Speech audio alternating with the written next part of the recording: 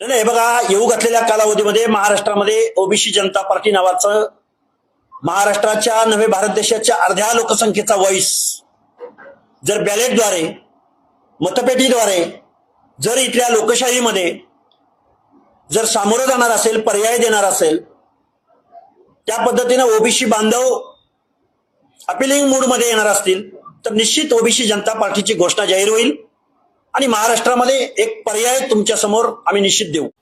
मनोज जरांगे पाटील यांना जे जमलं नाही ते लक्ष्मण हाके करून दाखवणार अशी चर्चा सध्या महाराष्ट्रात रंगली आहे।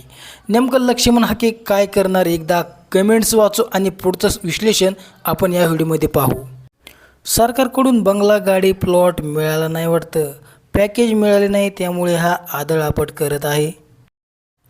हाकेला नेमकं आज काय झाले, भारतीय जनता पार्टीकडून काय पॅकेट आलं नाही वाटतं, अशा अनेक कमेंट्स सोशल मीडियावरती लक्ष्मण हाके यांच्या विरोधामध्ये पाहायला मिळत असतील। लक्ष्मण हाके यांचं म्हणणं आहे की भाजप पक्ष हा आता ओबीसीचा राहिलेला नाही। भाजप पक्ष हा स्वतःला DNA ओबीसीचा समजतो, परंतु आता तो पक्ष मराठ्यांचा झाला आहे। तेथे सर्व कारखानदार आले आहेत।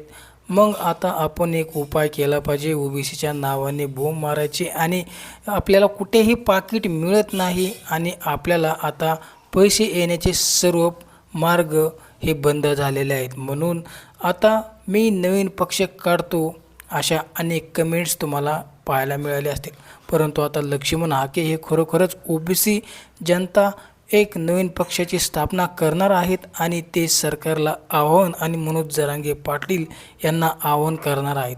परंतु सोशल मीडियावरती अशा देखील अफवा आहेत की सध्या ओबीसीच्या या नावाला फक्त लक्ष्मण हाके यांना पाठीमागं नेमकं कोण घालत आहे आणि त्यांना पक्षाची स्थापना ही परळीतील काही भांडगोळांकडून आणि ओबीसी नेत्यांकडून देत आहेत, अशी सध्या अफवा त्यांच्या विरोधामध्ये पसरली जात आहे। परंतु लोक असं म्हणतात की जरांगे पाटील यांनी न पक्ष काढता महाराष्ट्रामध्ये भाजपाचे लोकसभेला काय हाल झाले होते हे मात्र लक्ष्मण हाके यांना पक्ष काढून देखील काहीच कळणार नाही। लक्ष्मण हाके हे फक्त पैशामागचा माणूस आहे, तो जिकडे तुकडा फेकेन तिकडे पळणारा माणूस आहे, अशी चर्चा सध्या या सोशल मीडियावरती रंगली आहे। परंतु कोणालाही इथे कमी समजले नाही पाहिजे, परंतु लक्ष्मण हाके खरोखरच भाजप विरोधात एक मोठा पक्ष उभारणार का आणि त्याचे खरोखरच पायाभरणी करतील का आणि हा पक्ष खरोखरच ते अंमलात आणणार का, असं तुम्हाला वाटतं का? कमेंट सेक्शनमध्ये जरूर व्यक्त व्हा आणि आपल्या लोकसंग्रह यूट्यूब चॅनल सबस्क्राईब केलं नसेल तर सबस्क्राईब नक्की करा।